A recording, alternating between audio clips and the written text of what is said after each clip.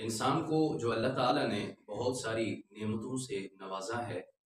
ان نعمتوں میں سے اور ان انعامات اور اکرامات میں سے ایک بہت بڑی نعمت اور اللہ کی رحمت اولاد کی شکل میں موجود ہے۔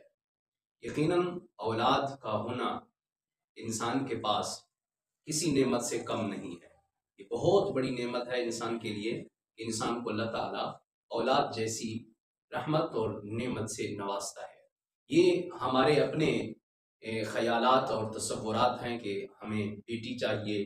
ہمیں بیٹا چاہیے، یا ہمیں بیٹے چاہیے۔ بیٹی کے وقت ہم اتنا زیادہ خوشی اور مسرت کا اظہار اللہ کی بارگاہ میں نہیں کرتے۔ اس دور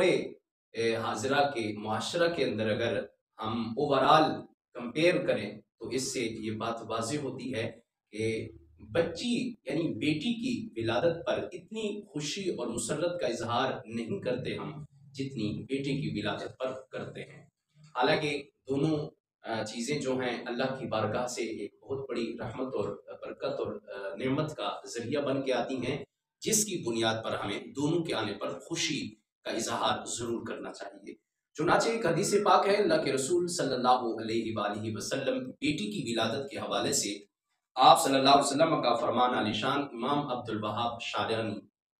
رحمہ اللہ تعالیٰ علیہ نے اپنی کتاب حدیث کی کتاب کشف الغمہ کے اندر یہ حدیث پاک درج کرتے ہیں۔ آپ فرماتے ہیں کہ اذا ولدت للرجل جاریہ، کہ جب کسی انسان کے پاس ایک بچی پیدا ہوتی ہے، جب کسی انسان کے گھر میں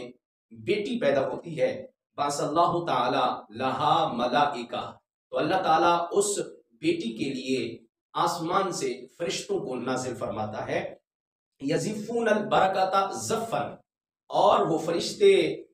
سوغات برکتوں کی لے کر اس بیٹی کے پاس حاضر خدمت ہوتے ہیں، یعنی اللہ کی جانب سے ان کو جنت کی نعمتوں میں سے کچھ نعمتیں اور برکتیں انہیں ملتی ہیں، اور وہ پیک کر کے اور وہ سوغات لے کر اور وہ تحفہ تحائف لے کر اس بچی کے ہاں پیش خدمت ہوتے ہیں، اور وہ آ کر کہتے ہیں وَيَقُولُونَ، وہ کہتے ہیں ضَعِيفَةٌ خَرَجَتْ مِنْ ضَعِيفٍ، یہ کمزور سی گڑیا، یہ کمزور سی بچی کمزور ماں کے پیٹ سے پیدا ہونے والی ہے۔ تو اللہ کے رسول آگے فرماتے ہیں کہ القیم علیہا معان الی یوم القیامت، اللہ کے رسول صلی اللہ علیہ وسلم فرماتے ہیں وہ بیٹی جس گھر میں پیدا ہوئی، جس کی